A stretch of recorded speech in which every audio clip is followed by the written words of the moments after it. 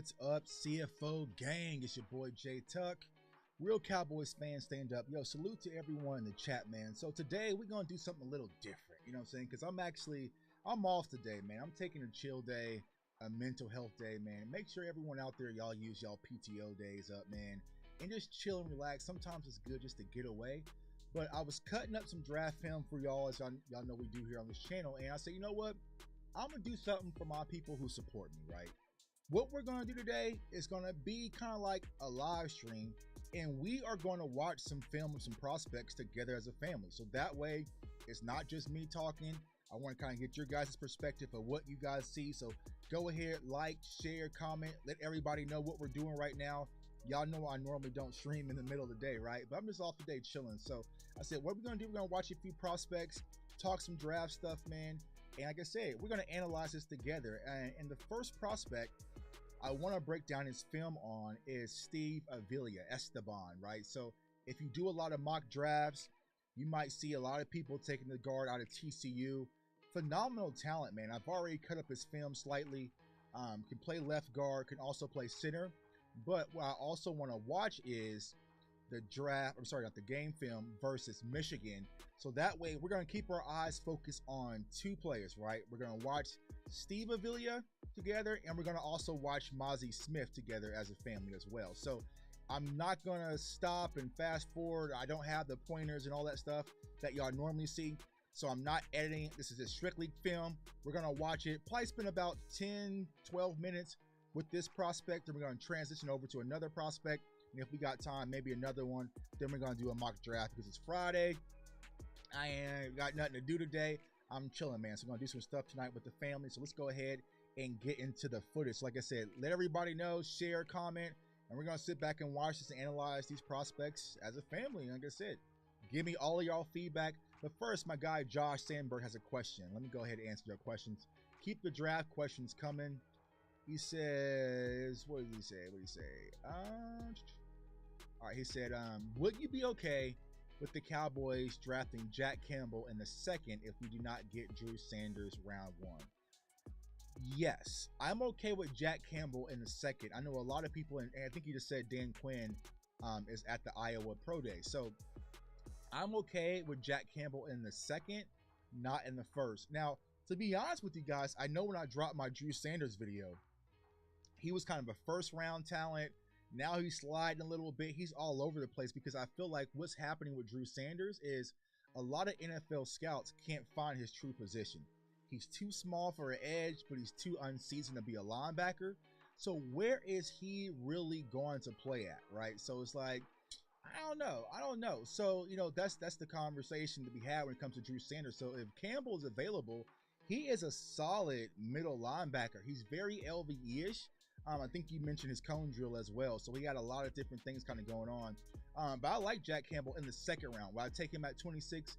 Absolutely not. But the linebacker room is definitely a room I'm looking to kind of strengthen up because you have LVE. Damone Clark played well. We're not sure what's going on with Brillo. Do you count Micah Parsons as an edge or a linebacker? He's kind of a hybrid, so I need to get more depth because we lost Luke Gifford as well. So yeah, if you have Jack Campbell sitting there who's a high mental capacity guy that can do a lot of different things, I would definitely consider Campbell if he's available in the second round. Let's see, my guy Mills says I'll take either one in the first round. Yeah, I mean, I love Drew Sanders. I love Drew Sanders. Let's see, we have Beachhead LB had you in your feelings on Twitter, didn't he? He absolutely did not. So, and here's the crazy part, y'all. And let's shake the elephant in the room, right? Before we get into this, I am not perfect by any means, man. Y'all know my guy Mills been following me on Twitter since day one, right? So I'm just a guy on Twitter who happened to actually create some opportunities for himself. So do I handle everything in the appropriate fashion that I should? I absolutely not. So for you guys and everyone who subscribes to me, follows me, I want to sincerely say I apologize for some of my behavior. But you guys have to understand, a lot of the stuff that comes my way is a lot to deal with. Especially the higher you climb, the more hate's going to come your way. And me personally, I haven't handled it in the best manner. I understand I got sponsorships, I got ESPN, I got credentials, I got radio, I got so many things that's been thrown my way. I have to be able to hold myself accountable and behave differently because I want to set a prime example for you guys. So I'm not apologizing to LB by any means, but I'll say we talked behind the scenes. I squashed it. It is what it is. I don't rock with him. He doesn't rock with me. You'll probably never see me on the Eagles round table or whatever. I'm perfectly fine with that because my focus is not them.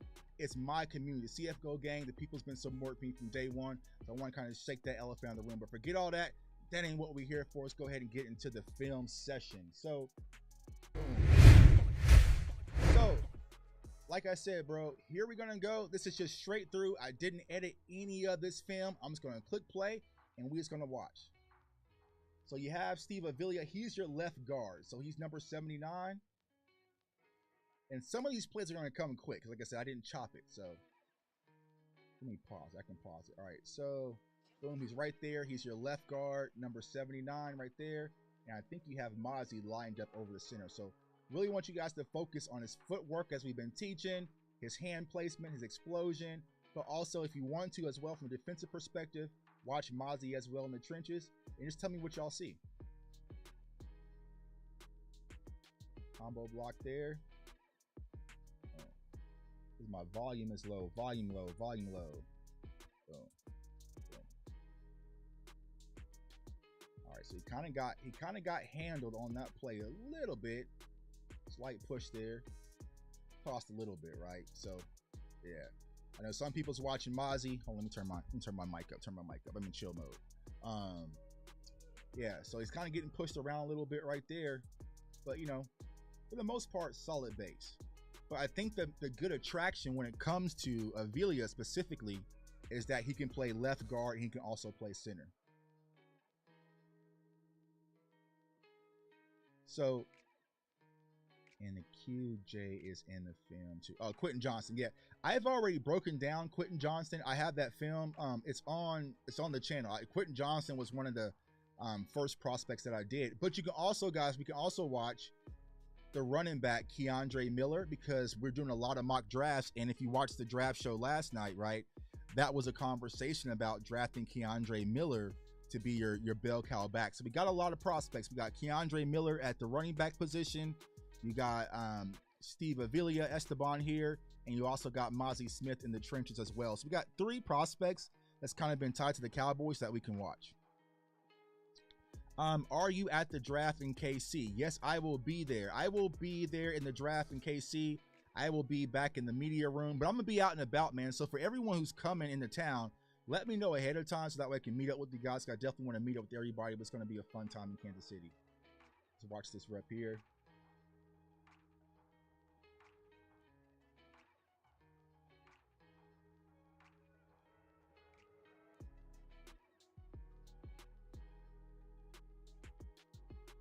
Good pass set there. Good pass set.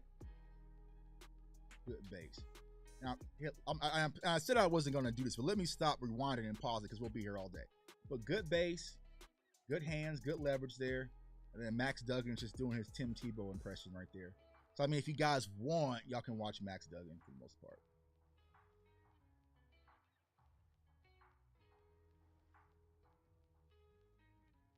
Good block, good protection up there. Good block, good block. I think want to see some of the run game. They're spreading out. Good throw. This QJ, this Quentin Johnston right there as well. You're probably not going to be able to see Quentin Johnston a lot in this film because it's the end zone view. So, yeah, let's see here. That beast, Mazi Smith. Yeah. So let me know how y'all feel about Mazi, because there's been a lot of conversation when it comes to the Cowboys and Mazi Smith. I know Brian Broadus has mentioned him up. My guy at Koye, salute to Koye. We got to have him on the show. I've been talking to Koye on the phone for about 2 hours today. We're going to take a look at Mazi Smith together as a family as well.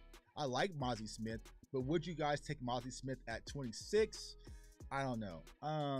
Media room. Wow, you got credentials? Yeah, I got credentials, man. We're a credential channel over here, man. We got tons of credentials here at CFO Sports. Why QJ is better than Doug? Why QJ is better than Doug? Not sure what you mean by that, Joe. You mean Quentin Johnston's better than Max Duggan?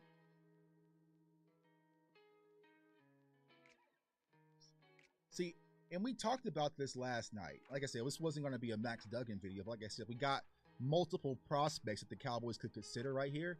If you're going to draft Max Duggan, you can probably use him as kind of your goal line gadget guy.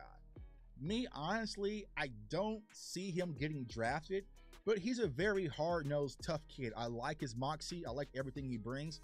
From a pure quarterback standpoint, there's a lot that needs to be cleaned up.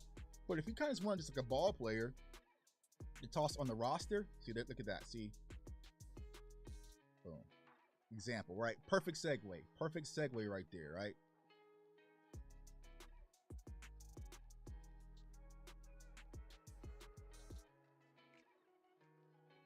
Yeah. So yeah. I mean, I like Max Duggan, the kid, right? The prospect at quarterback. I don't know if he's sitting there in the 7th round. Maybe, maybe not. Good run by Keandre. I like Keandre. How do you guys feel about Keandre Miller, man? I like him. He hasn't taken on a lot of mileage thus far. He's your big workhorse back, and that's what we spoke about last night. If you're looking to kind of replace Ezekiel Elliott, this can kind of be a guy that can step in and be your bell cow alongside Tony Pollard. Oh yeah, Quentin Johnston bailed out Duggan a lot. Yeah, bro, and that's the thing. People don't understand. Max Duggan was not the starting quarterback for TCU. You know what I'm saying? Like, he wasn't the starting quarterback. This was a backup quarterback that just kind of stepped in the role and kind of things kind of emerged for TCU. But when it comes to Quentin Johnston, there is a lot of Quentin Johnston hate from a lot of from a lot of scouts, and I just clearly don't understand it because he's a complete prospect. 6'4", can do a lot of things. He has wiggle, agility, release. There's a lot of different things. Yeah. Were you able to get the? Yeah. So I'll be in. I actually live here in Kansas City, so I'm credentialed in Kansas City for the NFL draft. So I'll be in the media room, but I'll also be out and about. Probably day 1 is going to be my busiest day. Day 2, I'll have a lot more free time. Do things. All right. So my guy True Believer says Keandre runs high. All right. Let's see. All right, that was an option, so he pulled it. All right, so let's watch it. Let's see if we can find that on Keandre. Does he run high? Now, I said we were watching Steve Avila because I feel like that's the prominent prospect a lot of Cowboys fans are talking about. But you know, sometimes when I'm watching the film in the lab, to be honest with you guys, I'm watching one prospect and other prospects will jump, and I turn my head. So you know, it just opens my eyes. But there goes Quentin Johnston right there. You know. And that's how I find a lot of prospects. I might be watching one guy, and then guy 2 jumps out. Yeah, Johnson.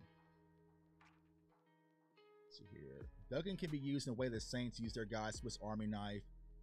Yeah, but not a 1st round pick. Yeah, like I said, if you want to get him in the 7th round and do some of that recess kind of, you know, was it Taysom Hill type of football with them, by all means, you know. But here's the thing I'll say about Max Duggan. That's a good run by Keandre. If you get Max Duggan, Fort Worth, Dallas Cowboys, it's going to be a circus. It's going to be a circus, y'all, to be honest. I don't care if you take him as an undrafted free agent. Y'all know how there's a target on Dak's back. But, like I said, he can do a lot of things, especially in the red zone. So, I mean, I would consider it. I would consider it if I knew it was going to be a circus to come along with it. Johnston does more things than Hyatt. Yeah, I feel like Hyatt, even though he's just a pure burner, I feel like Johnston is the more pure wide receiver, to be honest with you guys. What's up, my guy Jay Carter? What's going on, bro? Just chilling. This is a chilling lab, man. So this is giving y'all behind the scenes of what J Tuck is doing when I'm dropping all these draft videos. I was up till what, like 2 a.m. last night. Because after the draft show, we talked about, or during the draft show, we talked about Andre Carter. And me personally, I'm not extremely high on Andre Carter. I feel like he's solid, but at 26, absolutely not. Absolutely not.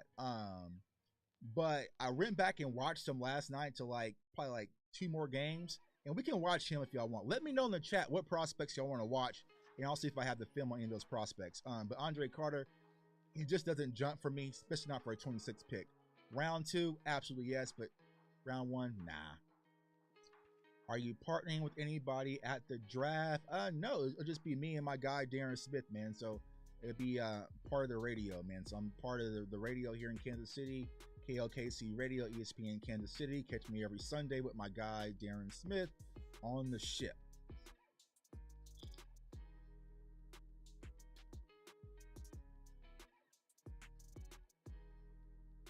So do I like Johnson? Johnston, Quentin Johnston? Yes. If Quentin Johnston is there, he's sitting at 26. If I'm a Dallas Cowboys, I gotta pull the trigger, right? Because I feel like, one, he is a complete wide receiver. He can do a lot of things. A lot of the things that you're hearing when it comes to Quentin Johnston is very nitpicky. Like, hey, he doesn't high point the ball, right? Or he doesn't get well off a press. He didn't get pressed a lot. So I don't know why people has this idea that he didn't get pressed a lot. Because he really didn't get pressed a lot. So, I mean, how can you say he can't get pressed because he wasn't pressed a lot on TCU, right? He dropped right there as an errant throw. But yeah, if Quentin Johnston is there, I would take him because, one, he can help fill your void in case you have to move on from Michael Gallup, or B, if Michael Gallup isn't fully healthy. Because here's what I'm saying. Even though we went Cowboys Nation and got Brandon Cooks, right? Injuries, hamstrings, calf pulls, whatever can happen, and then our wide receiver room diminishes quickly where you have to lean on a Jalen Tolbert. Now, I like Jalen Tolbert coming out of Southern Alabama last year, but he hasn't proven anything as of yet. So if you're able to go get a quality talent in Quentin Johnston, it has to be BPA, because there's no way you can tell me that this kid doesn't have a first round grade. He has to have a first round grade. I mean, I love Will McClay. I respect Will McClay, but I would be highly confused if Quentin Johnston does not have a first round grade. So if he's sitting there and you get a wide receiver that's 6'4", that fits your mold of what you like to do, Mike McCarthy, and can stretch the field, and he has a great release and has almost a complete route tree for the most part, why not? You grab a player like that, you figure out later. Oh, yeah. Mark Holmes. Yeah, that's my guy, man. Salute to Mark Holmes' his channel. Definitely. Who am I to tell y'all to go check out Mark Holmes' channel? Y'all know who Mark Holmes is, man. Mark Holmes is a good guy, man. Yeah, I'm gonna be linking up with him. I think West Coast is gonna be here in town. DMV is gonna be in town. I think my guy Spoonie's coming in town. So a lot of content creators are coming in town, man. So we're definitely gonna link up and make things work to put out the best content for you guys. Yeah, people are lying on Johnson. I hate it. I don't understand it. And I wonder, is the knock on Johnston kind of a hit mission to make him slide a little bit? Because I'm not seeing it. You know, I'm not seeing it. I'm not seeing it. And so it's just, I don't know. Simi needs to have a breakout year. We're about due for Simi, man. We're about due for Simi. But as far as Steve Avila, man, I'm keeping eyes on him while I'm talking to y'all, man. I like what that's a good run. Good quality run. Off to the races to get caught. You can get it. Good blocking up front. Good blocking up front. Let me see. So Mazi Smith's right there, number 58. So for you guys just joining in, because I know normally I don't go live during the day, but like I said, I'm chilling today, relaxing. Kids are gone, wife's gone, so I'm just chilling, right? Mazi Smith, number 58. That is a name you're hearing a lot of content creators, a lot of Cowboys media talk about. Now, here's what I say. Mina Koye had the conversation when it came to Mazi Smith. He's thinking of Mazi from the Cowboys' perspective, right? Because Mazi can also play 3-tech, which means over the guard, but he can also play his nose. So he has that versatility, right? So if he's sitting there, I would understand it. But me personally, I'm hoping that the Dallas Cowboys go and re-sign Hankins. You have Bohanna, you have Carlos Watkins, right? Then, you know what I'm saying? I would understand to have a nose tech, especially that early, right? So for them, you know what I'm saying? Like, I wouldn't understand it. So, but I can see the value in Mazi Smith having that versatility. Mark Holmes has a reputation recently. Is it wise to collab with him? I treat people and how they treat me, bro. Like, I have no problems with Mark Holmes. Mark Holmes is a good friend. I talk to Mark Holmes. I have his phone number. So when it comes to a lot of the Cowboys community, y'all, I talk to a lot of the guys and girls behind the scenes on the phone. Go ask Rome, Cowboys fan talk. Me and Rome was probably been on the phone for 4.5 hours a day, just talking. Like, we literally do live shows daily. You know, I talk to Rome. I talk to West Coast. I talk to Mark Holmes. I talk to Law Nation. I talk to Big Game James, Boss Cowboy, Nick, Spoonie, Professor O, you know, Aisha Morrison, like all these people that's in my community that a lot of people respect. I talk to them a lot throughout the day. So they're my family. I'm going to jail if they let the Cowboys get Quentin Johnston. Why, bro? Like, why? Hold on. Is that? Yeah, bro. Bro. Why wouldn't you want this? Like, why, as a Cowboys fan, wouldn't you want a guy that can take a simple crossing route and go to the crib? Y'all wouldn't want this in Dallas? Let me know in the chat. Is this not attract y'all? Is that Is that a pass for y'all? Is this a 6'4"? Is this a 6'4" man to y'all? I don't get it. Like, I don't get the Quentin Johnston hate. I even saw some Chiefs fans hating on Quentin Johnston. Like, I don't want Quentin Johnston. I just think that a lot of people hear things and they just run with it.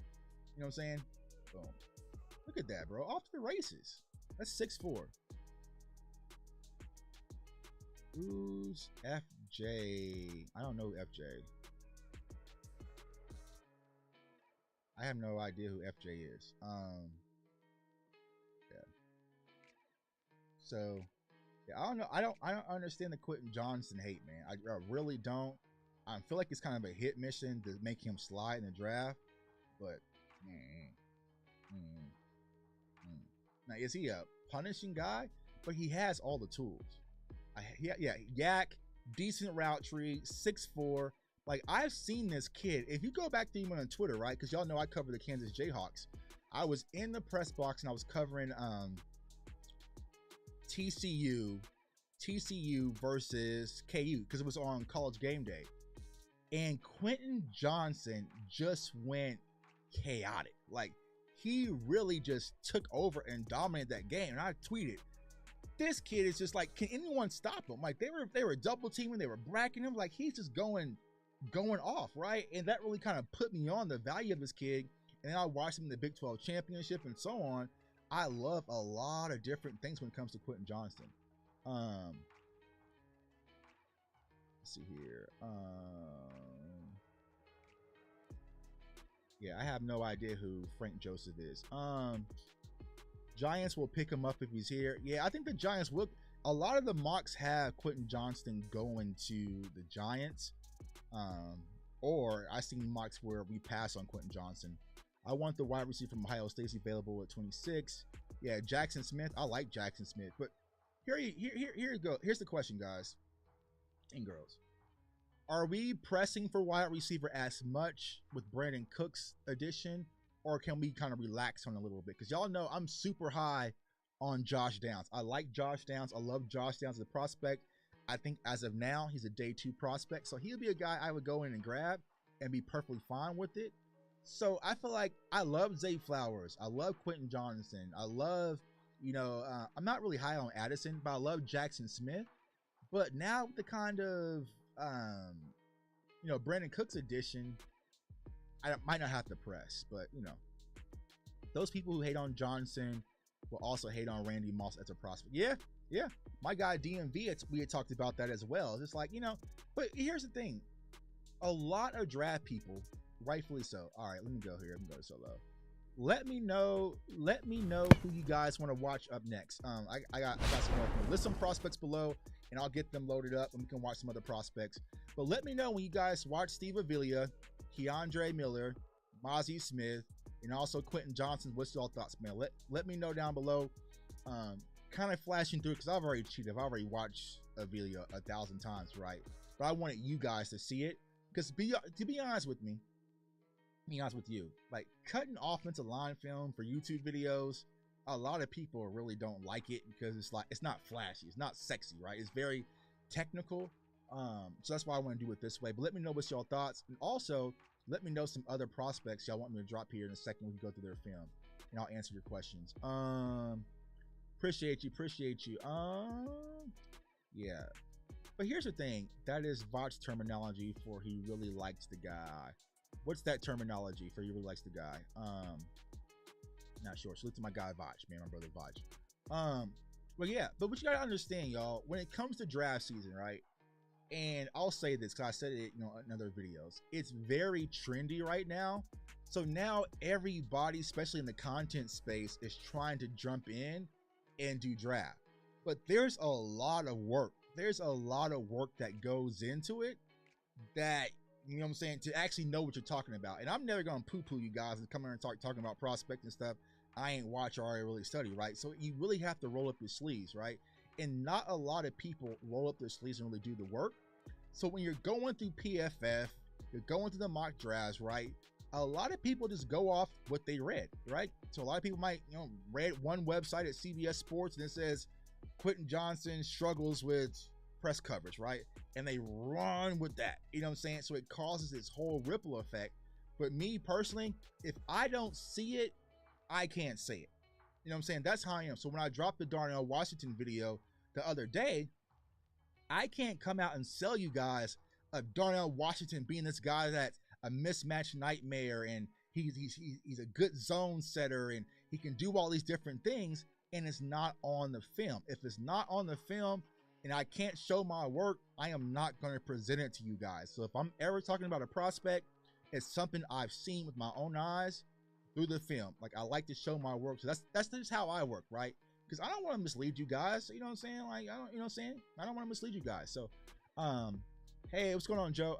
If a wide receiver is more talented player, then why not? Don't know what Howell and Gallup might play like this year. Yeah, you go BPA. Now, you have to go BPA in logic, right? But you have to go BPA, especially how the Cowboys are sitting. So, I got Denzel Mims and Trey Palmer. Let's go to Trey Palmer. I think Trey Palmer's film would be fun to watch. So let me load up Trey Palmer for y'all. Let's see here. Trey Palmer.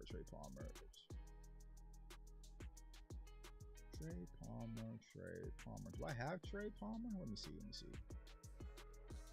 I might not have him fully cut. Let me see. I don't have Trey Palmer. Let me see. Do I have Mims?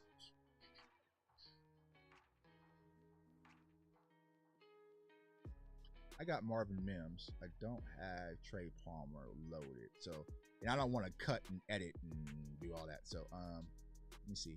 Who do I have cut? Yeah, I have Marvin Mims. Let's go to Marvin Mims real quick. See if we got a short one for Marvin Mims. We got Marvin Mims versus Oregon. I'm sorry, not Oregon. Oklahoma, TCU, and Texas. Let me see. You just watch TCU. Let's go Marvin Mims versus Texas. All right, Marvin Mims versus Texas.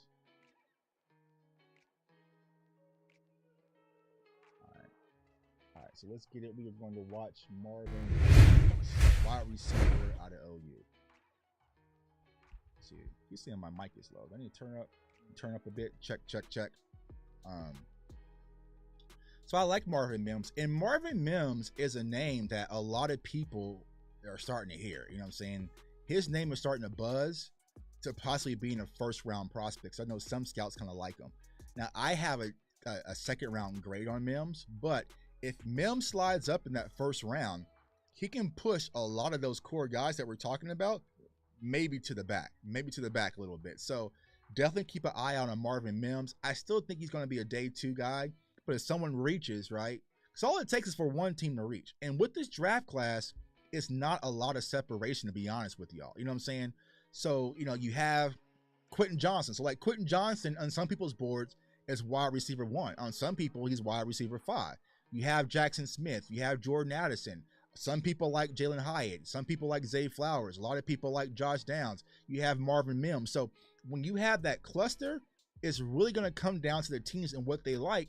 And if someone was to say, let's draft Marvin Mims, right, in the top 15 or top 20, then that can be sitting at a Zay Flowers available, a Quentin Johnston, or maybe a Jackson Smith sitting right there in your lap. So this draft is going to be fun, y'all, because there's going to be a lot of opportunity available for the Cowboys to kind of be patient and let the board fall. Now, like I said last night, if the Cowboys have a guy and they're like, yo, that's my guy, that's who I want, then if you have to move up to go get him, go get him. But as of right now, the board is sitting pretty, and we'll go through a mock draft here shortly. Yeah, Malik Knowles, man. He's another name starting to circulate a little bit. I like Malik Knowles, man. Kansas State has a lot of sneaky prospects with Felix, Malik Knowles, and also Brents as well. But I like Malik Knowles. I feel like me personally. Let me see. I didn't even see that play. Let me see that play again. Hold on. Me personally, even though I love a lot of wide receiver prospects, I feel like I can wait a bit. I feel like we have a strong blueprint. We have a strong core at the wide receiver room where I don't have to press, but you might get a guy where it might be Bryce Wheaton Ford that's sitting there from West Virginia on day 2 or day 3 that you can swoop up that can still come and give you that value. So I'm really not pressing that much when it comes to the wide receiver position. I just have a lot of wide receivers that I'm actually a huge fan of, like a Josh Downs. Let me see here. My bad. Let's see here. How do you feel about us drafting Nolan Smith with the 26th pick? I would love it. I would love it, because if you are able to get Nolan Smith, that is another high motor guy that you can pair with Micah Parsons. And we're in the situation where it's like Micah's getting a lot of focus and a lot of punishment. Like, we got to lighten the load a little bit. So you can move Micah back to linebacker a little bit, have Nolan Smith, or have Nolan Smith off the other edge, right? Coming off the same side as, Sam Williams, and just create a lot of mismatches and a lot of havoc. If Nolan Smith is there, I'm definitely taking it. What's up to my guy Mendoza? Yeah, Josh, Joseph, Felix Anundike out of Kansas State. So he's actually a prospect. I dropped the film session on him as well. He's out of Kansas State. He's actually a Kansas City kid, but I love his tenacity. He's very tough, good hands, great leverage. He uses his arms to create separation. I love Felix. So if he's sitting there, I wouldn't be mad. So it's kind of like Felix Anundike out of Kansas State, and also Will McDonald out of Iowa State. Those are two prospects that are kind of back of the round-ish, but I could see taking them first round because I don't feel like they're going to get to you at 58. Yeah, so Aaron Hall just mentioned, yeah, Will McDonald. If Will McDonald or if you want to go edge rusher, you're going to miss on the core guys, right? Let's say Nolan Smith gets wiped out. Will McDonald and Felix are kind of your second tier guys, right? And if you want to address that position and Dan Quinn wants to go edge, I feel like you have to go at 26 because they're not going to be there at 58. So it's kind of like Tyler Smith. The Cowboys wanted to go offensive tackle. They couldn't wait on Tyler Smith. Was Tyler Smith really a first round prospect? Probably not. They probably didn't have a first round grade on him, but they knew he wasn't going to fall to them. So they had to kind of reach a little bit early, and it worked out. You might have to do the same with Will McDonald or Felix if they're sitting there and that's the position you really want to address. Personally, I don't think it's an urgency for me because you just got back Fowler. You just got Tack McKinney. You got Sam Williams. You got, D-Law. You got Dorrance Armstrong. So we have enough quote-unquote guys there at the edge position. I would possibly wait, and you can kind of get a live wire guy in the later round as well.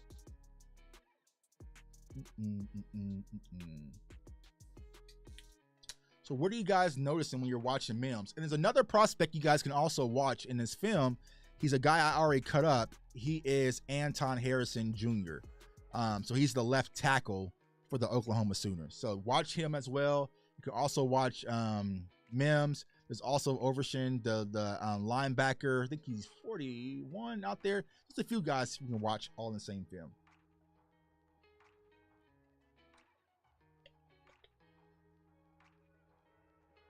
So what do I think of Eli Ricks? I feel like Eli Ricks would be your sit and wait guy, just like you're saying.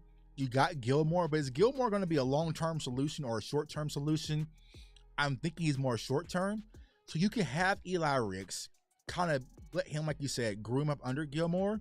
And then next year, if you move on from Gilmore, then you have your boundary corner, you have your inside guy with Bland, you have your outside guy with Diggs, of course, and you kind of rock that way. You also have Izzy, who's kind of a jackknife that can play safety and also corner. So, I would consider Eli Ricks. Eli Ricks would be, quote unquote, Trayvon Diggs-ish, where he's sitting there in the second round. You get a huge value pick for a high quality corner. Anton can play guard. I don't think he can play guard, Aaron. He's not physical. So if you watch the film session, and if you guys can, go ahead and post that film session link for people to watch, or I'll post it here in a second. Anton is more finesse, right? Anton is more finesse. He's your pass pro. So he's probably one of the best pass pro offensive linemen, probably outside of Peter, in this year's class, right? He's very light on his feet. He's quick. He's agile. He can do a lot of different things. Now, on that play right there, he got a little grit. Watch 71 right here on this combo. But he doesn't play to punish, right? He's very finesse, but you need some finesse, right? Because a lot of teams are having what's quote unquote speed rushers. Hell, we got speed rushers out there, you know what I'm saying? So we got a lot of speed rushers. So you can need Anton Harrison that can go out there on the edge and really protect. And if you watch the show that we did last night, right, on the Final Word Draft show, when you look at our offensive line, because I was under the impression before we did our show last week, right, that Terrence Steele was going to be ready. If Terrence Steele is not ready, it really puts a lot of strain on our offensive line, where you might have to move Tyron over to right tackle. Matt Waletzko gets involved. Josh Ball gets involved, which I'm not really comfortable. So Anton Harrison will give the opportunity to probably be your quote-unquote starting left tackle. If possible, you can have Tyler playing left guard. So it gives you a little bit more flexibility. But he's not a left guard, Anton Harrison. He is going to be strictly going to be your left tackle. I like Perry better than Mims, honestly. I think Mims, the attraction with Mims, it's just a lot of the size and the production from Mims. I think that's honestly where it's at. If you watch him out there lined up, he's not really a burst guy, you know what I'm saying? But he can do a lot of different things. I mean, I like Mims. I'm not in love with Mims, but I know a lot of scouts are, which I say he's pushing up the board a little bit.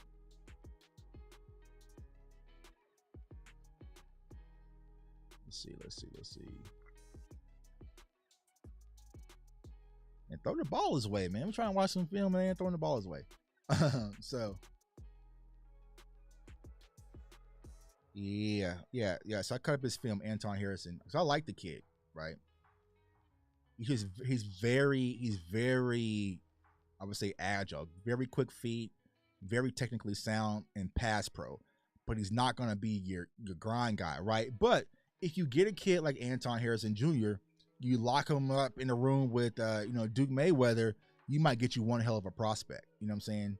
So even watching them, he really doesn't deal with the grit. You know what I'm saying? He's really just not a nasty guy. So last year, when I had tweeted about Tyler Smith replacing Tyron Smith before the draft, when I was going through the prospect, right? Tyler Smith, he wasn't finesse. He was very raw, phone booth, violent, just tough, nasty, right? But what did Duke really work with him on? Cleaning things up, cleaning up the technique. And Tyler Smith is very sound, right? And he worked with Tyron, he worked with Peters, he worked with Zach Martin, right? And he's learning and growing, right?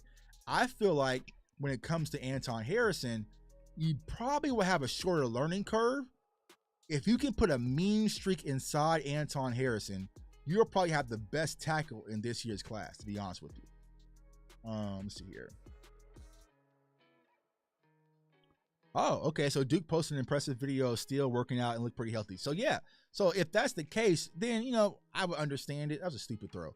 I would understand it, but I still want to solidify our offensive line a little bit more, y'all, because throughout the trenches, if we get one injury, we start moving a lot of different things around, right? And it's just musical chairs to the offensive line position. Me personally, I want some solidarity there, some consistency. Yeah, so watch this. Watch this play right here, y'all. Oh, this play right here. Watch Anton Harrison, left tackle, right? Just watch his feet, watch his leverage, watch when he pass sets. Like, he has all the tools. Bam, right there. Holding ground, feet chopping. Like, he's a wall in pass pro. You know what I'm saying? So it's like, that's my attraction, is right there. If you can get me just a pure wall in pass pro, good base. Stands up a little bit, but I think his face mask is getting hooked a little bit, right? But that's protection. That's protection right there at the left tackle position. So that's his bread and butter, is pass pro right there. Now, if you want to line up Tony Pollard, I'm going ground and pound behind him. I don't know. You know what I'm saying? I don't know. It's going to be a work in progress. I'm not sure if the Cowboys would take him. I heard this week they're committed to helping Tyler Smith at left tackle. Tyron is the swing. Yeah, it sounds like it. It sounds like it. Now, me personally, I favor Tyler Smith a little bit more at the left guard position. Like I said, he's a physical brewery. You know, like Tyler Smith is a land mover. You know what I'm saying? He's a big physical elephant out there. Just put him in space one-on-one, let him go. But I feel like since they saw what he can do at left tackle, they're excited about it, so they might want to keep him there. It really just depends on the philosophy of our new offensive line coach. But that's why I did Steve Avila first, in case the Cowboys want to go left guard, hybrid center. But like I said, if Anton Harrison is sitting right there, you have a very solid pass pro left tackle that has a great frame, a young kid that can do a lot of things. I mean, it's kind of hard to not look at it, right? So, you know, but that's the good point. The Cowboys do not have to reach, y'all. We don't have to reach. We are in a good place. You know, so that's a good point.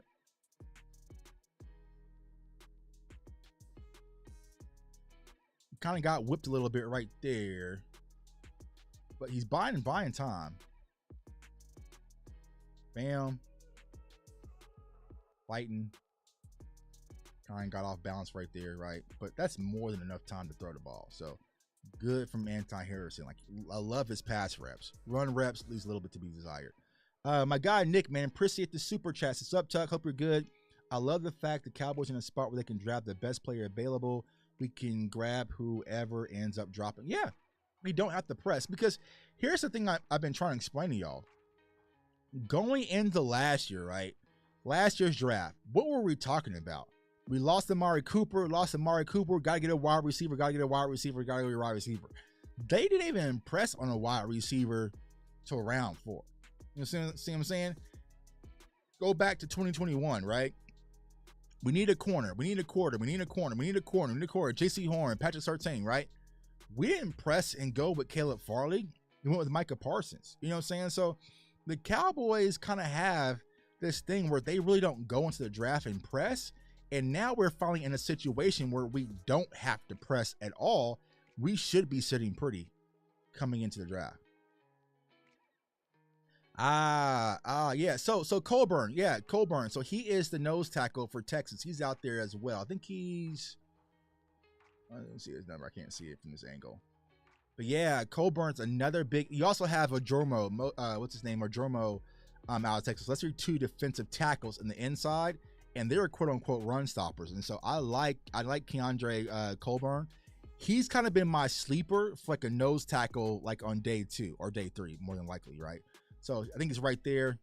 Big physical number 90. So they got some run stoppers for the University of Texas sitting right there in the middle. So there's a few prospects we can watch on. So,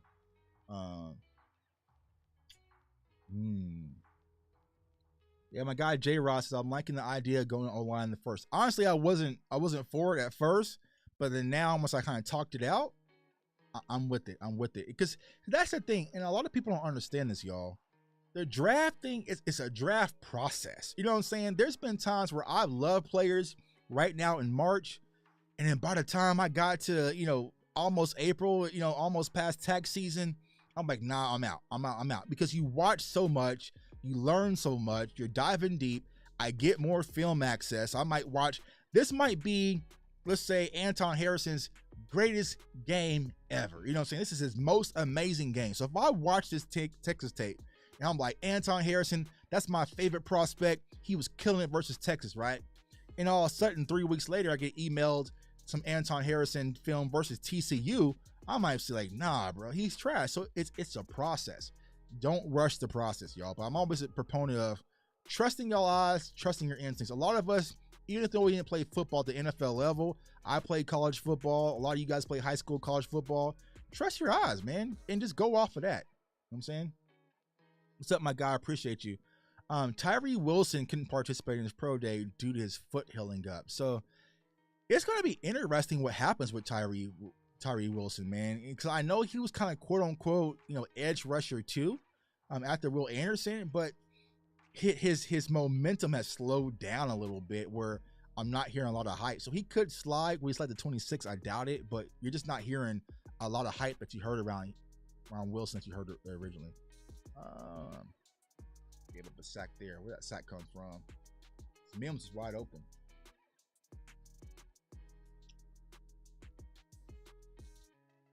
All right, so once again,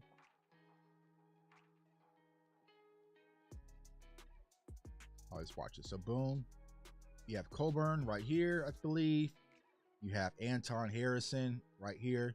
So in the trenches, but watch on the edge of Anton Harrison. Even though he got chipped with the tight end, good set. A big number 90 from Texas, y'all. He's moving. Big number 90's out there moving on that. Moving. Let's see here. Bam. That's a big boy. That's a big boy in the trenches. So for me as a Cowboys fan, I'm liking this. I'm loving this, right? I'm loving that type of film. I'm loving that type of effort. I'm loving that type of motor, right? Because that's what the Cowboys need. We need interior pressure, right? Interior pass rush, interior pressure, stopping the run. Because I feel like as of right now, y'all, I'm not concerned about anything in the passing game. You know what I'm saying? Because it's like, I feel like we're solid with the passing game. You know what I'm saying? So I feel like we're solid with the passing game. We just need to stop the run. We can't let teams run on us, get comfortable, and do what they did to us last year. So you go and you get your big fat nasties to go in there, clog up the name. So this is Coburn right there. 99. So number 90 wasn't him. That's the wrong one. Number 99 is Coburn. Yeah, that's a big boy. See, even right there. Okay, so that's Coburn right there. What's up, my guy, Professor O in the building? All right, so number 99, he's lined up right here in the nose tackle. Watch him stunt and get pressure off the edge. Boom. That's a big boy coming downfield. So he can move a little bit. So, like I said, he's probably going to be a day 3 guy, but you get a big nasty nose that can move a little bit. Dan Quinn can bring the best out of him. You know what I'm saying? I'm looking for high motor guys. Looking for high motor guys that can get out there and do a lot of different things. And really, you know what I'm saying, test the team out. You know what I'm saying? And I feel like, yeah, Jomo's the other D tackles. So you have a Jomo, Coburn, and I forgot the others. There's 3 of them, but only 2 in this year's class, right? So yeah, I like a Jomo. A Jomo's more the run stopper, defensive tackle, but he's a little bit undersized, right? And a lot of Cowboys fans are out on the idea of a quote unquote 3 tech because you have Chauncey, you have Osa, you have, Gallimore, quote unquote. So they don't want 3 techs. They're really looking for a nose. I personally just don't see the Cowboys drafting a nose that early. You know what I'm saying? It's just never been them. Now, granted, the Cowboys are doing a lot of different things right now. So I don't know who's Dallas Cowboys this team is right now. So maybe they might go nose tackle. But as of right now, I don't see it. You know what I'm saying? So, we'll kind of go from there. So those are the kind of 2 film sets I want to kind of quickly drive into. Y'all want to do a mock draft? I know y'all want to do a mock draft. You only want to watch one more film session and then do a mock draft. Let me know who y'all want to watch real quick, and we can kind of go through their film real quick. But yeah, I just don't think the Cowboys are going to go nose tackle early. You know what I'm saying? Just not that early. Yeah, see, round 4, round 5, I feel like you can get your run stopper there. He's going to be sitting right there. You know what I'm saying? Get your fat nasty right there, sit there in the middle, and then you're there. So I'm trying to think, who else can we watch real quick? Y'all want to watch Josh Downs? No, I'm just joking. Let's see here. Let's see.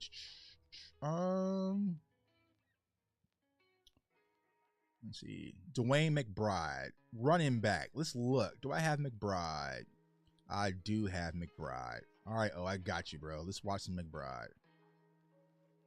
Let's see. What do I got? What is this? Oh, I got some. I got something special for you. Oh, I got something real special for you. Oh, here we go. And we are going to watch Dwayne McBride versus Georgia, running back.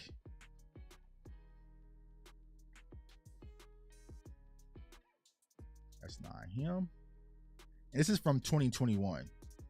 So, but I like Dwayne McBride. There's been a lot of conversations about this kid. I talked about him. I know O's been very high on him as well. Great kid, solid foundation. Like he can do a lot of things. Very balanced too. Damn, everyone give him the ball. Yep, I got Josh Weiland. So if you guys like this, so it sounds like you guys do, right? So we can start doing this. Maybe we can like set like film Friday nights, but we'll do this on Fridays. Like I said, I'm just off work today, chilling, man. I need to take a break from everything, and so I was just watching some film. Like, let me just turn the film on and go from there. So if y'all like this, man, where we can just kind of watch prospects together, kind of go over it, and maybe we'll say this for Friday nights. We can come do film. Maybe have some people jump in, like my guy Professor O jump in. We can kind of go through the film all together, because this way we're looking at a lot of prospects at the same damn time. You know what I'm saying? So you're getting a lot of prospects at the same time. Like, this is Georgia from last year, right? You see that big Jordan Davis out there.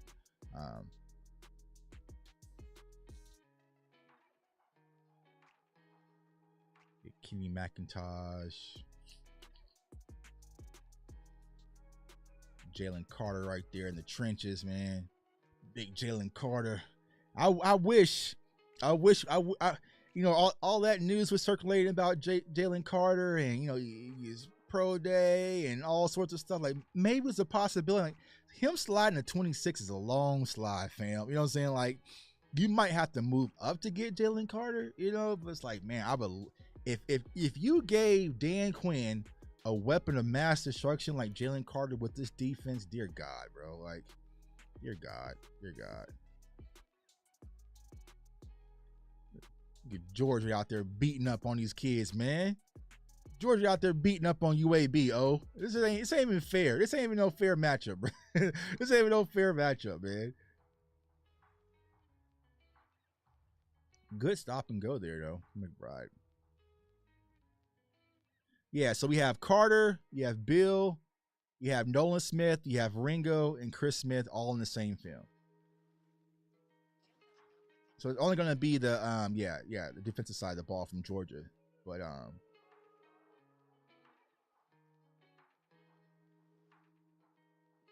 this is what was the score of this game? Oh, I'm sure it was bad, man. I'm sure this score was bad. Look at Jalen Carter, bro. Look at. Yeah, but it would be so dope if Jalen Carter came. Can you imagine Jalen Carter coming to the Cowboys, right? And he swaps with CeeDee Lamb, and we have a big nasty defensive tackle word 88. Like, that would completely just change everything. You know what I'm saying? It's like, help me, bro. You know what I'm saying? That poor guard's like, just help me, fam.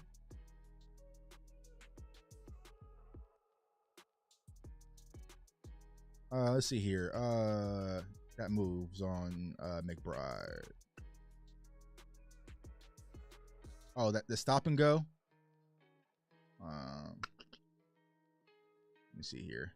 I don't have it cut into my, because when I cut the film for y'all, I have a different system that I use. I can slide a lot easier, because this, like, it'd be all off. But the McBride was on Jalen Carter. Let's see here. It's out there punishing. Let me see if I can find what O's talking about. Are you talking about the stop and go move, O? It was on Jalen Carter. Let's see, this was it. Nah.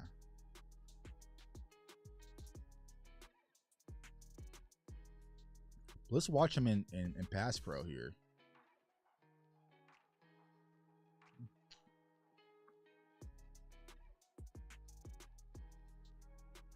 Yeah, Georgia's out there just having fun, bro. 21-0, you know. But see, here's the thing, bro. I like games like this, not from a Georgia standpoint, but also from like a UAB standpoint, because I want to see if you are getting dog walk like this, what kind of man, what kind of player are you? Are you still going to compete? Or are you going to fold? You know what I'm saying? And so to see players out there still competing, still folding, or you're getting your dog, you know what I'm saying, break speed off of you by Georgia, you know what I'm saying? Because every time, it was just 21-0, right? It was just 21-0, right? Boom. New clip. 28-0. You know what I'm saying? You know what I'm saying? Like the score is ticking up, man. The score is just ticking up.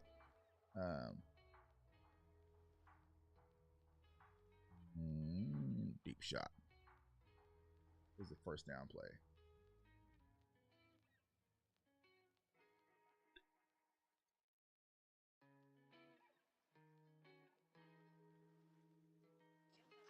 Versus BYU.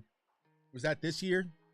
I'm trying to remember. There's two other ones that I watched with Dwayne McBride. I have to look here. And see, to let you guys know, when you watch college film like this, there's no search feature. You know what I'm saying? So you really got to sit here. Normally, I got my music playing. I got a whole like DJ system back there where I got my music playing. I'm kind of in my zone. But you know, and when I do NFL film, I could search. I could say Dwayne McBride carries, and it'll give me like a list of all of his carries, and it'll just be like, I'll be done with it. But with college football, man, you gotta sit and chill. You know what I'm saying? Gotta let it simmer a little bit. You know what I'm saying? But that's the fun of it. That's the fun of it. So it's 2021 versus BYU. Okay. Boom. There he goes. Good patience, good burst. Let's watch it from the end zone.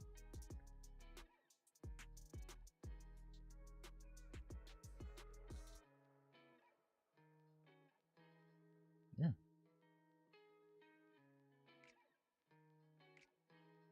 I feel like he's very well balanced. I feel like he's a very well balanced running back. He's not just a speedster. There's some guys like my guy A-Chain is kind of a speed back. He kind of gives you that more of a balance. You know what I'm saying? Even though he's kind of, you know, stocky, he has a little power. He doesn't pack the biggest punch, right? But it's more than enough, right? At the NFL level. So I like McBride. Great balance, great feet, great vision.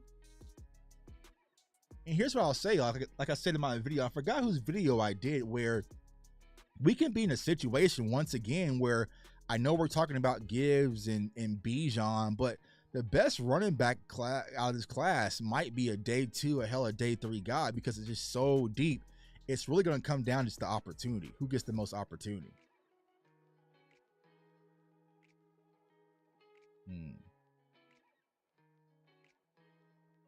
Right. My guy O says, imagine what he would do with the offensive lines remotely in the same weight class of Georgia. Yeah, you got, you know what I'm saying? No disrespect to these kids, man, but you know what I'm saying? Look at this, bro. Look at this.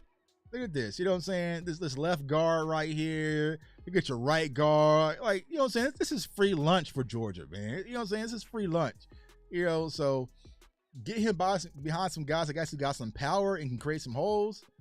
You know, he can definitely do a knock because he's shifty. Look at the cuts. He's very patient. He's extremely patient.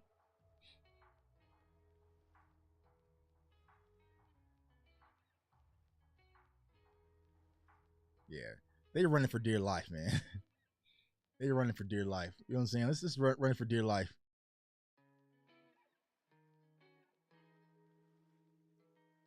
Boy, snapping the ball early. Like, I'm trying to get up out of here. He's like, bro, I'm trying to get up out of here, man. I'm trying to make it home tonight. Let's see. Third quarter, 35-0. It's the third quarter, bro. We trying to get up out of here.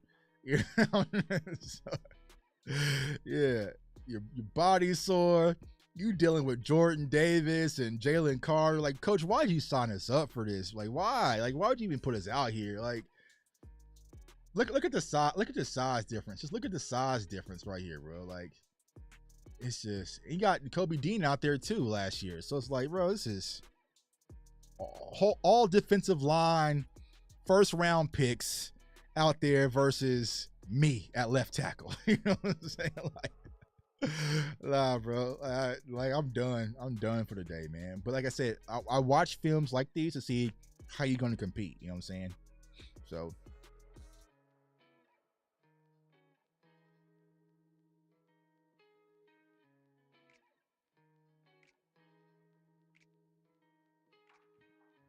I forgot about a tweet the other day that I was like, oh yeah, draft Dwayne McBride and give him number 22. It'll be all right. You know what I'm saying? We done lost 88.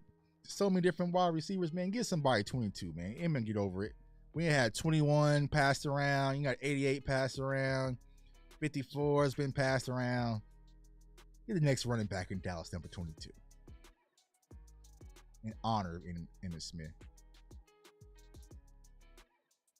Oh, everything's getting snatched down.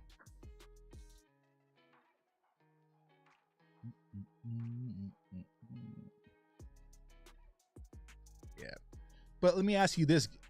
As far as running backs concerned, y'all, is Bergeron the only option you guys would consider in the first round? Or would you toss in Gibbs in that conversation at 26? Because if you don't get Bergeron at 26, you're not getting Gibbs in the second round. So it's like, if you want one of those two guys, I feel like you got to go Gibbs or Bergeron at 26 if those are the guys that you really want. But if not, you're going to have to sit and hold tight. Boy, he's closed his eyes and threw one.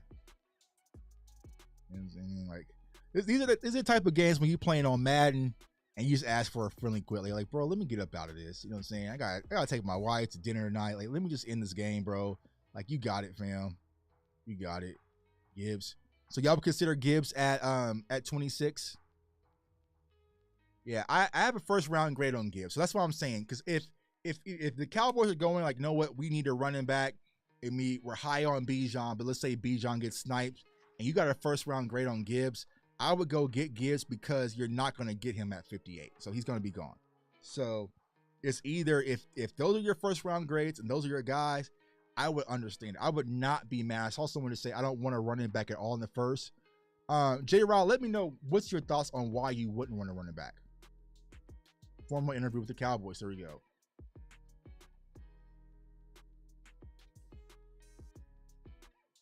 You're also hearing a lot about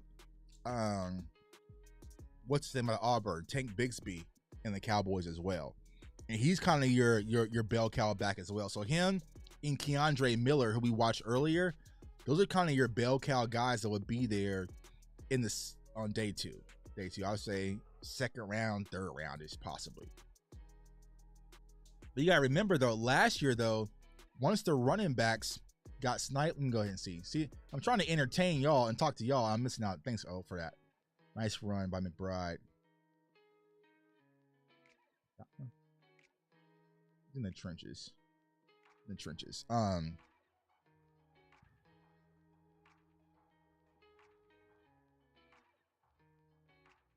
Yeah. So he's still competing. You know what I'm saying? And I love that about this, especially with this film, right? 49-0.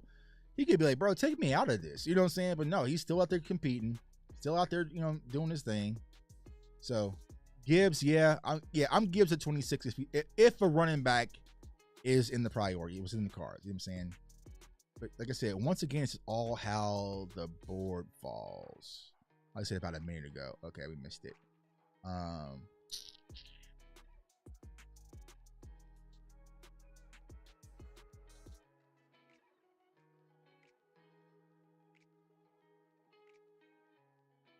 Kenny McIntosh is kind of Gibbs-like, great at catching out of the backfield, runs hard. Yeah. I would say that kind of Gibbs-like, kind of your Aldi's brand, Gibbs. So like I said, there's probably like 8 running back prospects in this year's class. If the Cowboys drafted him, I would not be upset. You know what I'm saying? Like, and even though Zach Charbonnet, I'm not really high on him out of UCLA. I would understand if the Cowboys did it and got to this big physical punishing running back. It just depends on where they draft him. I just feel like the value isn't there to take a running back in the first. I would just go with the philosophy of taking running backs in the mid to late rounds. Yeah, I can see that. If you're looking purely from a value standpoint, I would understand it. But here's what we got to consider. And I've been asking this question, and let me know in the chat, y'all.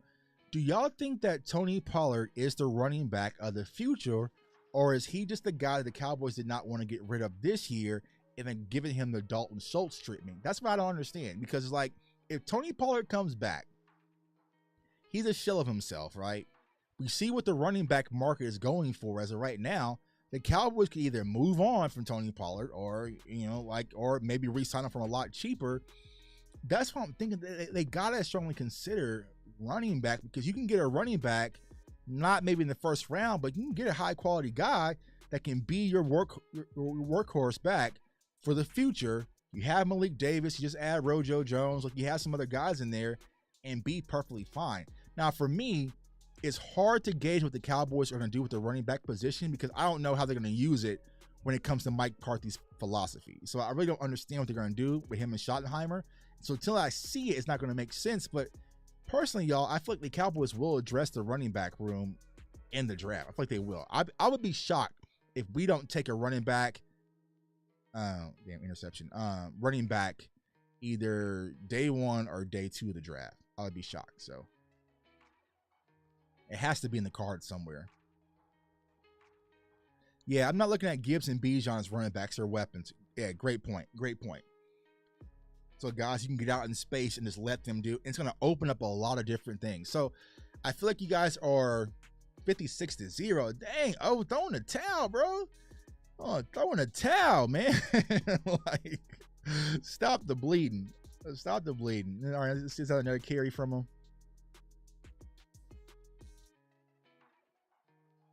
All right, let's see McBride the carry.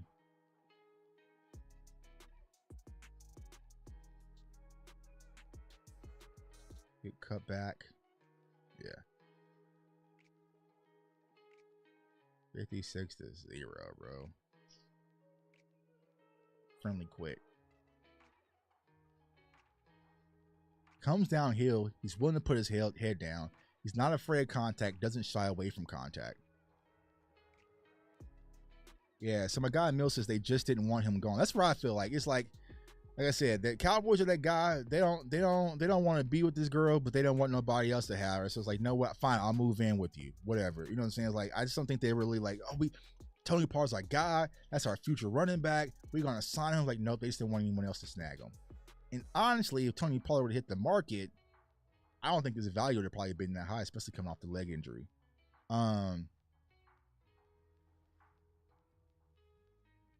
The quarterback handed the ball to his face mask. Bro, they're so disoriented right now.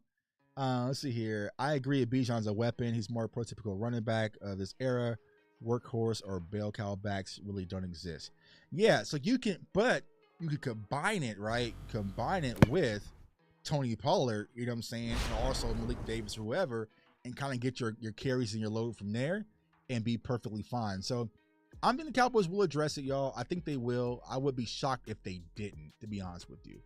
Let me go ahead and load up the mock draft. Man, I appreciate y'all rocking with me, man. If you're new, subscribe to the channel, hit that like button, share. I appreciate y'all support. We got a lot of draft content. It seems like y'all like this, man. So we're going to start doing this a lot more. So that way we can have these draft conversations. But let's go ahead and get into one real quick before I got to go. Hey, my wife, man, she just got a Principal of the Year award, man. So we're going to take her to celebrate already. She's excited about that, man. So as a family, we're going to go out there and I don't know where we're going to go eat. I haven't made reservations. We're going to take her to like our favorite restaurant and do some stuff. Like I said, I took the day off, man. The Sweet 16 is actually here in Kansas City. So I was going to plan the day to take off to go watch some basketball, but y'all know my Kansas Jayhawks got bounced the tournament. So I ain't even been watching it, y'all. You know, there's a bunch of K-State fans downtown and doing whatnot. I ain't doing all that. So I'm a sore loser. Y'all know me. I'm a sore loser. When my team loses, I'm done with the whole entire sport. Those sport and trash, I'm done. So yeah, he said TP signed that tag so quickly. How crap? Yeah, damn right he did. Yeah, let me go ahead and sign up for that, bro. Cause them, yeah. I was to take her somewhere fancy, McDonald's. I was thinking more like Waffle House. You know, something like Waffle House. You know, so fun. It was a fun story, right? So me and my wife started dating. How many rounds do you want to do? We can do 7. This is a CFO game, man. We can do 7 rounds. We're equipped to do 7 rounds. We started dating, and I was like, yeah, I appreciate it, J-Rod. I was like, yeah, I'm taking on a date for Valentine's Day. And I took her to Waffle House, and she was just like, oh, thank you. I appreciate it. She thought that was the gift. I was like, yeah, you know, you like it. And I gave her a card, and the whole time she's like looking at me like, all right, you know what I'm saying? Like, all right, Waffle House, you know what I'm saying? I was like, it's just a joke. Like, we got dinner reservations tonight. This is just for breakfast. But she was like, My wife cannot stand Waffle House. She is anti-Waffle House. I love it. So, all right. Man, I love Waffle House, bro. I don't see here. So let's get to it. All right. So we're going to do no trades. We're going to run through this straight through. But now we have some of the prospects that we kind of talked about. Have some open conversations. So let's go into the mindset, y'all, that we are not, I repeat, we are not re-signing Jonathan Hankins. So we haven't re-signed Hankins. Everything is what we're going to the draft with. So Cooks, Gilmore, Fowler, list goes on and on. But we haven't signed Hankins, so keep that into the back of your mind as we're going through the thought process. So it says, no, go to a barbecue place here in Kansas City. Here's the thing. When you live in Kansas City, me personally, I don't eat a lot of barbecue because every event, every time my family flies in, every time I got people coming, it's barbecue. So you get kind of like burnt out on it. Like I eat it so many times. Like every time I take clients out and stuff, it's just barbecue. I'm like, bro, I don't, you know what I'm saying? So it's like, nah. But there's a lot of great barbecue spots. So if y'all coming here for the draft, let me know, man, because I'm definitely going to take y'all out for some barbecue spots, man. I got a few favorites. Like there's some grimy places I'm not going to take y'all. Of course, those are the best ones, but we're not going to those areas of Kansas City. You know what I'm saying? I don't want to put y'all in those situations, but there's a lot of good Kansas City barbecue here, and it's definitely going to be booming draft season. All right, so let's go ahead. See here. So a guy, got to run, finish this later. Take Jordan Bennett for me at 129. Got you, bro. All right, so here are we just sitting, right? Pick 26, we got Deonte Banks, cornerback out of Maryland, who has shot up the boards, right? A lot of people are considering him to be a top prospect. You got Anton Harrison, who we just watched, and I also did the film breakdown, offensive tackle. Michael Mayer. Now, we didn't talk about the tight end talk, but it sounds like from conversations everyone in the chat, y'all not really high on taking the tight end. Will McDonald. So if you want an edge rusher, here's might be when you really want to pull the trigger. One of my favorite prospects, Josh Downs, another tackle, and DeJuan Jones. He gives you that flexibility. We're not going to address quarterback. You have Felix Anundike, you have Mazi Smith, and BJ Ojulari, and Emmanuel Forbes. So let me know, what is your thoughts? Me personally, I'm going Anton Harrison with this pick, but let me know what y'all thoughts is with the pick. Yeah, the ghetto spots, man. The place in the hood, bro. That's where the good barbecue is at. But you better get up out of there by 4:30, 5 o'clock. As soon as the sun goes down, you might be calling the wrong side. So for me personally, I'm going with Anton Harrison. Here's my reason why: is because I want to solidify the offensive line, get your strength there. It gives you more flexibility. I see my guy Michael Lockhart Harrison, my guy Joseph Deonte Banks. Nope. So Anton Harrison, McDonald, I would make the argument for. You know what I'm saying? I could see the argument for McDonald. But for me personally, I just feel like we have more than enough at the edge position where we can still go get a guy. So I'm gonna go with Anton Harrison. Let me know what y'all thoughts are in the chat, man. I got Harrison, McDonald, or Banks. I would have pulled the trigger on Banks if we didn't make the move for Gilmore. But since we made the move for Gilmore, I'm cool on Banks at this spot at 26. I'm going with Anton Harrison. All right, so we got two Banks. Already got two Banks. All right, so I'll give y'all. I'm gonna set a timer. I'm gonna give y'all 1 minute. I'm gonna let y'all sort out in the chat, and I'm gonna be Jerry Jones, and then I'm gonna make the final pick. You know what I'm saying? I'm gonna set a timer, draft timer. We are officially on the clock for 1 minute. Y'all sort it out in the chat. I got Banks and Anton Harrison. O-line be straight or McDonald. Let's see here. Ugh. So tell me the reason to sell me on Banks. Why should we get Banks? Right? Let me know in the chat. I wish I could turn on the phone lines, but I didn't turn it on already. So for me, I'm thinking between Harrison or McDonald here. I get another McDonald.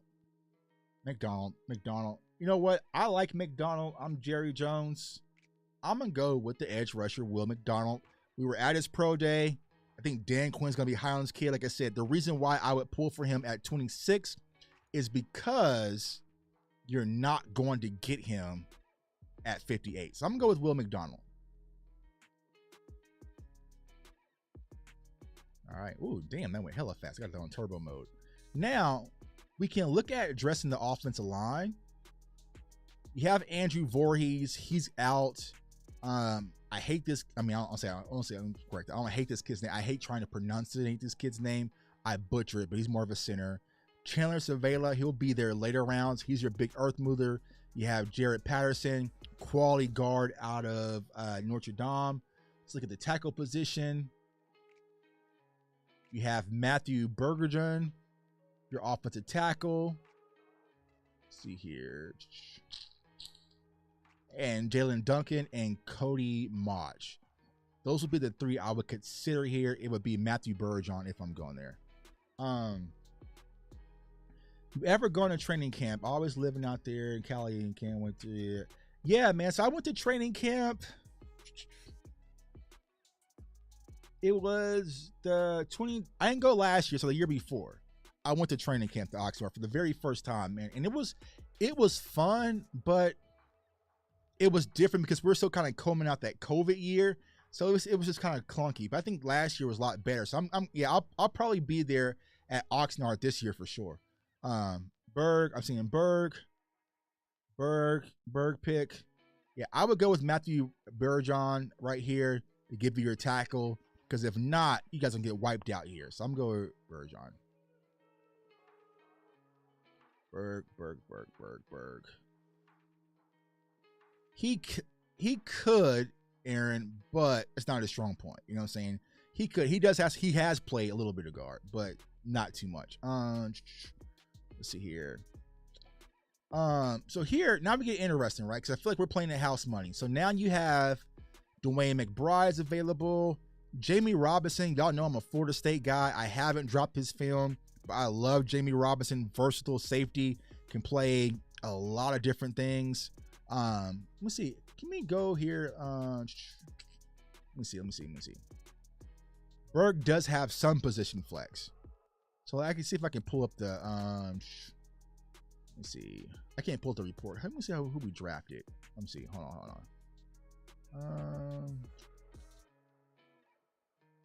on. That's the one thing I hate about this draft. It's like it doesn't show me who we already drafted. Oh yeah. It does. I'm tripping. Big tripping, Tuck. Let's see here. We go here.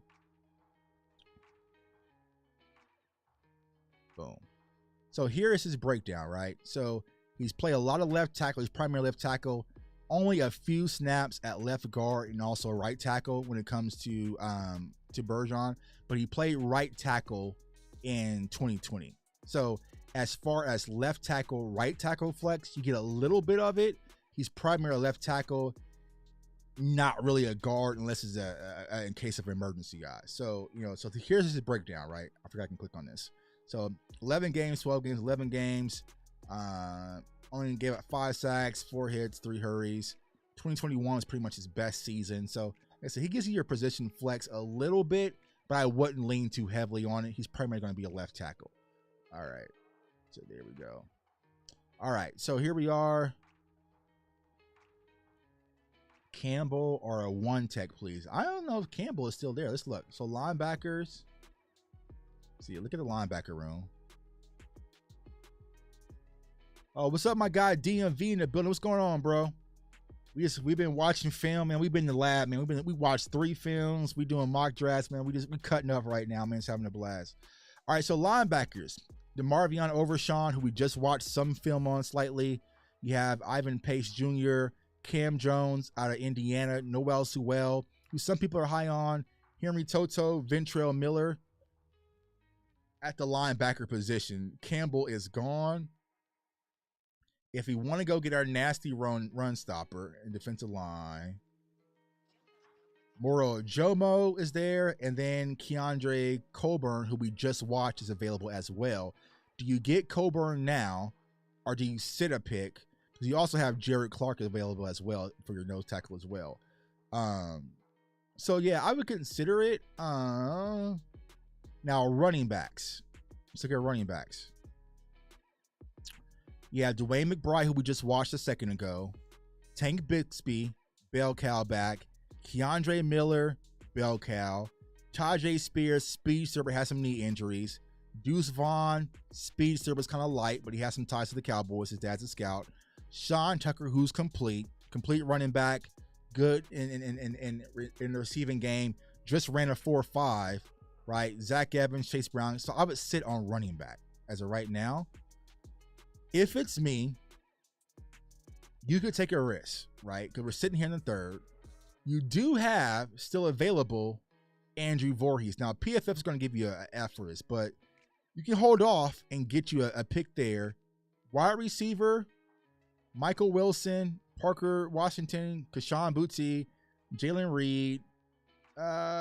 Perry is gone. He long gone. He's gone. Perry is gone. Keyshawn Boutte, you have Jaden Reed, Jalen Marino. So if you would go wide receiver, I would consider wide receiver now. Michael Wilson is an interesting prospect out of Stanford. 6'2", 213 pounds. Can do a lot of different things, but I just don't like his production. But he had a lot of deep threats. He's kind of a deep threat guy, right? But I didn't see the production on film, so I'm not gonna lie to you guys like, oh yeah, he's a deep threat. Like I didn't see it. So Keyshawn Boutte, we all know he is extremely talented, but extremely dysfunctional. Do you take the risk? Love Parker Washington, great prospect, highly productive, can do a lot of different things. Very well-rounded prospect at the wide receiver position. So if you want to go wide receiver, but he's short for the Cowboy standards, quote unquote. If you want to go wide receiver, you'll probably do it here because the only thing's going to be left over will probably be your Jalen Marino's, Trey Palmer's, Bryce Ford's, Lozavas, Andrea Lozavas, Wicks, Charlie Johns, and Ronnie Bell. So I would kind of hold off. Now here, I would consider Garrett Williams, and we talked about this last night, and the reason why, y'all, Garrett Williams, even though he's had some injuries, he is probably one of the best quote-unquote corners in this year's class. He's just going through the ACL. You know what I'm saying? So he did no testing, rehabbing an ACL injury, so he could slip, but very, very reliable talent, man, that you can go and get. That's sitting right there available, but it's kind of a Hail Mary right there. Jaden Reed. I would consider Jaden Reed at the wide receiver position. I love Jaden Reed from Michigan State. 5'11". He's a little light from the Cowboys standpoint, but highly productive. 1,000-yard receiver last year in 2021. Well, the previous year, 2021. So I would consider Jaden Reed as well. But me personally, y'all, you have Carl Brooks, but we already took an edge. Jamie Robinson. I like Travius Hodge-Tomlinson. I feel like he's one of my favorite corners in this year's class. He just doesn't fit the Cowboys' height requirement. But if you're looking to move on from Jay Lou, you have once again another young corner who's very high quality, and he's very good in coverage, y'all. He's just short, you know what I'm saying? But he plays on the outside, plays a little bit in the inside as well, plays in the box. So he can do a lot of different things with Ward. Led college football and forced incompletion. So he's very sticky, right? So you can get a high quality corner right here in Hodges Tomlinson sitting here in the third round. So I would consider Tomlinson. Let me know what you guys' thoughts are. Williams was getting the first round love in early part of the process. Yeah, he was. Take Garrett Williams. I would take Garrett Williams. Garrett Williams, if you're taking everything out of the consideration with the injury, Garrett Williams is the better prospect than Hodges Tomlinson, but he's just coming off an injury. Yeah, he is. He's tiny, man. He's feisty. But we all remember a few years ago, there's another cornerback who I love who was kind of tiny, but he's feisty. That's kind of Tomlinson. I don't think that he's fully as complete as Asante is, but he's still more stickier. Garrett Williams. I'm saying Garrett Williams. Garrett Williams. We'll go with Garrett Williams.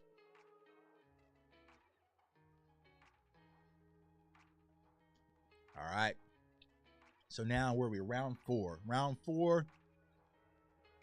We haven't got our running back as of yet, right? So running back to consider, you got Sean Tucker, Deuce Vaughn, Rashawn Johnson, Zach Evans, Keaton Mitchell, Eric Gray, and I would probably hold there. Yasir Abdullah, he's a very interesting prospect. I'm going to cut the film up on him. But, y'all, he's very highly productive, man. Like, this kid's a lawn wire. He's just light as hell. So he's like 6'1", 237. So he's kind of a tweener, not a linebacker, but not big enough to be your quote unquote edge. But man, he's explosive off that edge, y'all. Like, he is very high motor. So he could be a fun prospect. I'll cut his film up on for you guys here in a second. Keandre Coburn, who we just watched, would you go with your defensive tackle right now and get your big body guy in the interior and wait on running back? Because we got 129 to 169. I feel like you can probably get your running back here as well. I mean, get your defensive tackle here, solidify the interior, right? And then circle back around and get your running back. So for me, I would consider Keandre Coburn right here for defensive tackle. Get your big, nasty nose tackle to get your run stopper right now. Because I feel like if you don't, he's going to get wiped out. Pick your back. Who's left at wide receiver? Coburn or is Coburn or Clark around? So you got Coburn right there. Clark is available. You also have Andrew Voorhees, right? So he's a day one prospect who injured himself at the combine, who you could stash for possibly later if something was to happen with Zach Martin if he moves on. So you have your quote unquote left guard or right guard in the future sitting right there, kind of a red shirt year as well. But then we just did Williams. It's kind of two guys coming off of injuries. I'm not sure if you risk it. Coburn. I would take Coburn here. Look at linebacker. Linebacker. Where is it? Linebacker. Linebacker. You got Cam Jones, Ventrell Miller, Aubrey Miller. So linebackers get wiped out quick. In the linebacker room, it really isn't that deep. But I would consider it. So Rashawn Jones, I like him, but I'm not loving him as of now. I would probably sleep on Rashawn Jones and maybe hold off. But you look at Rashawn Jones, I mean, he's kind of has that power in his back. Like he kind of got outshined because of Bijan, man. But he's kind of like your big punisher, you know what I'm saying? That can do a lot of different things. So I like Rashawn Jones. I just feel like there's a lot of different running backs here available that can do a little bit more. If you pick Williams, are you taking another ACL? Yeah, that's what I'm saying. That's why I wouldn't take Voorhees, because we just got Williams. If we didn't get Williams, I would consider Voorhees. So for me, y'all, I am going to put my Jerry Jones hat down, and I'm going with Keandre Coburn, defensive tackle, to shore up that run defense. All right, boom. So you have wide receiver. You still have Yasser Abdullah, Gerard Clark. Let's look at running back here. So you got Keaton Mitchell, who I love Keaton Mitchell, but he's kind of more of a Tony Pollard mold, right? So he kind of fits that mold of Tony Pollard, more your kind of your gadget wide receiver / running back.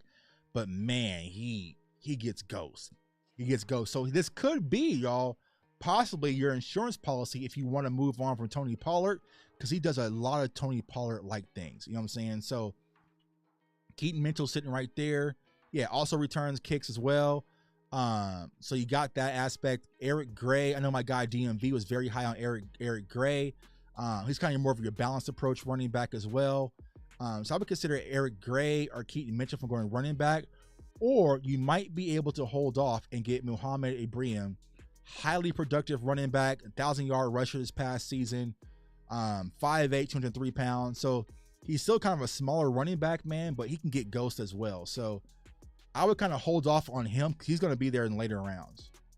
So for me, all things considered, let's look at tight end, because I know it's a topic button. Tight end, you do have Josh Wiley out of Cincinnati. You also have Davis Allen available as well.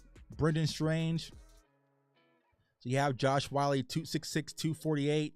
Kind of your big target that a lot of people are looking for when they kind of talk about Darnell Washington. Also David Allen as well. He can kind of give you that 6'6" size. So if you're looking for your 6'6" tight end, you have a few guys in Davis Allen, Josh Wiley, and my other guy is gone. So I would possibly consider Josh Wiley here as well if you want to go tight end. So Wiley, we already went. You have a guard right here in Chandler Zavala, right? Now this is your big punishing guard. So if you want to go get you a guard that can move stuff, this is going to be your guy. You know what I'm saying? 6'5", 325. He's a land mover. So you can also go get you a left guard right here as well and plug him in. So let's see here. What's y'all thoughts, man? I'll let it up to y'all because I made the last pick.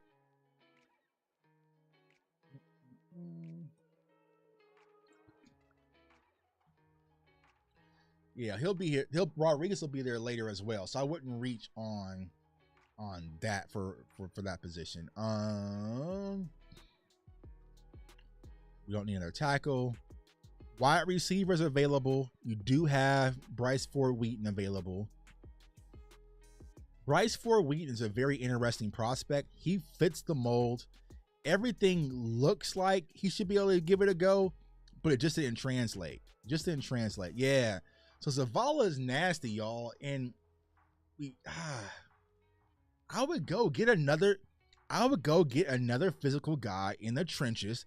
We got our physical trenches on the tackle. We got defensive interior for the run defense. If you can go get you another punishing guard just in case, why not? So I'm going to put in the Jerry Jones card. I'm going to go with Zavala. I'll snatch him right here. Let's see what's left over. Bam.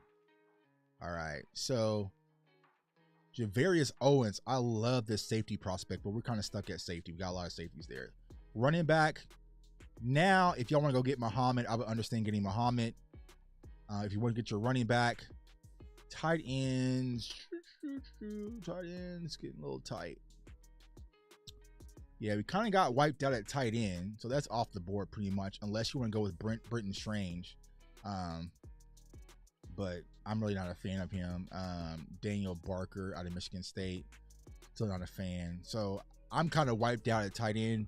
I'm not going to sit here and act like, I have watched Payne Durham as well. But he's another 6'6" guy that you can get, but I don't know if I would draft him. So tight end's a no. I would consider safety. You have wide receiver Ronnie Bell from Michigan, highly productive year. It's kind of on the smaller side. Let's look at wide receiver. You got Ronnie Bell. You got Jake Bobo. Katon Thompson, Matt Landers, Pukanuka, Darius Davis, Trey Tucker out of Cincy, Antoine Green. Yeah. So I would consider Ronnie Bell possibly get your wide receiver, or Jake Bobo. Now, we haven't talked about this. Quarterback. Would you guys consider a quarterback? Because we've got two quality quarterbacks sitting right here, and Aiden O'Connell, and also Clayton Tune. Actually three, Stetton Benson out of Georgia. So you could consider get your quarterback right here, and I wouldn't mind it. Aiden O'Connell, highly productive, 3,000 yards there. Completion percentage, 63%. I really don't like Aiden O'Connell, even though with his godly numbers that he put up. I prefer Clayton Tune over him because Clayton Tune is not only highly productive, but he's also a little bit more mobile. So me personally, I kind of gave him like the Brock Purdy-ish. Like he's kind of like a Brock Purdy kind of prospect that you can sit there, do a lot of different things, but if he had to play in a game, he can definitely make things happen. So I would possibly consider Clayton Tune here. Javarius Owens or Ronnie Bell. I'm trying to think which one I can come back and get later, though. I'm going to go with... So you want to go with Stetson Benson? Stetson Benson out there. Like you say, he's playing a lot of big-time games. National champion. 5'11", though. So if I had to rate the quarterback prospects, I would go with Clayton Tune over the quarterbacks. I don't think Moody's there. You also got Jaron Hall sitting there available as well. I know you guys mentioned Jaron Hall earlier. He's sitting there as well. So that could be your prospect that you can kind of sit there and hold for Jaron Hall. He might be available. Let's see. Where are we at? Well, is it? Could we go get Jaron Hall? Yeah, we could possibly circle back around. I'm going to go with Ronnie Bell. I like that pick. I like Ronnie Bell. Or I like Javarius Owens. Safety. But we got enough safeties. Let's go get it. we're gonna get a wide receiver somewhere. So do I have an age limit when drafting a guy? Yes and no, right? So J-Rod, good question.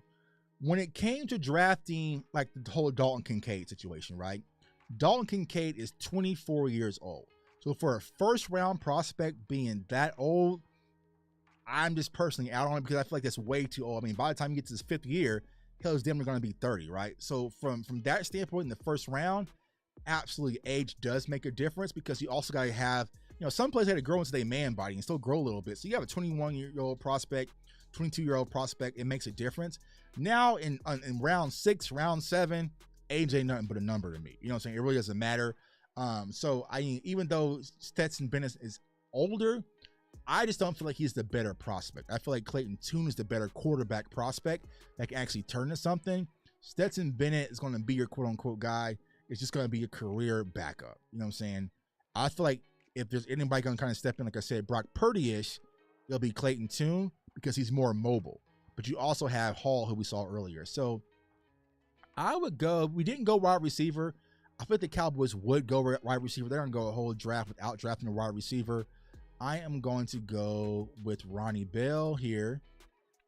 And let's see if we can go ahead and get Hall rather than snipe him. Oh, we didn't take a running back though, did we? So we got to go with Muhammad, right? Because we didn't grab a running back. Did we grab a running back? Ronnie Bell. Let's see, what did we draft? Chandler Zavala. Keandre Coburn. We haven't drafted a running back, y'all. Yeah, we haven't drafted a running back. So we got to go running back here. And I'm going to go with Muhammad Ibrahim out of Minnesota. And then we'll pick up a quarterback as an undrafted free agent. How about that? All right, boom. So how we do? We got Will McDonald, B- there. Matthew Bergeron, our offensive tackle. We got our quarterback, and Garrett Williams could possibly be your steal. Could turn out to be one of your best cornerbacks in this year's class. Our big run stuffer, our big land mover, offensive guard. We got running Bales, kind of our receiver that can come in and do a lot of different things in our offense if we need an insurance policy. And we got a running back in the later rounds. So I'm good with this draft. I am going to download this, y'all. We're going to post it on Twitter. And we are set. How y'all feel about this draft, y'all? I feel good. I feel like good. The Cowboys walked out with this draft. I'm good. We got better than trenches. We got some depth for the secondary, depth for the wide receiver core, and got a running back where it doesn't have to be a day one prospect. Because think about this, man. The Chiefs here in Kansas City, they had Isaiah Pacheco. He was a 7th round pick. He's cutting up in the Super Bowl, right? So it's like you can get prospects with the running back position, don't have to reach. So I am A-okay with this draft, man. But yo, man, I appreciate each and every one of y'all, man, for chiming in. This was fun. Like I said, we're going to do this a lot more. Looks like I like the film session, so we can do the film, do the mocks. We can kind of do it. We'll probably set it up for Fridays or whatnot and go through it, man. But I appreciate y'all's support. If you're new, man, definitely follow us on all social media platforms at JTuck151. If you're new to the channel, comment, like, subscribe. It costs you absolutely nothing. We do a lot of draft content. Even if you're not a Cowboys fan, I'm sure we had some Eagles fans over here trolling. They probably learned a lot too, just from behind the scenes. So I definitely appreciate all the support. CFOsportstalk.com to get your merch. The merch store is right below, man. Use the code to get CFO Gang to use 10% off, man. I appreciate all the support. Let's see. I let the stream go. Did you ever get a chance to draft? We passed on Wally. We missed him. Safety next year. OU Reggie Pearson Jr. Yeah, I feel like safety, which is crazy as a Cowboys fan, we don't have to press on safety, so we're good, man. But I appreciate all your support, man. I got to do some things before I go out tonight with the family. Everyone had a great weekend. Good Friday. Be safe. Stay blessed. Stay encouraged, man. I appreciate each and every one of you guys. And go Cowboys. Peace.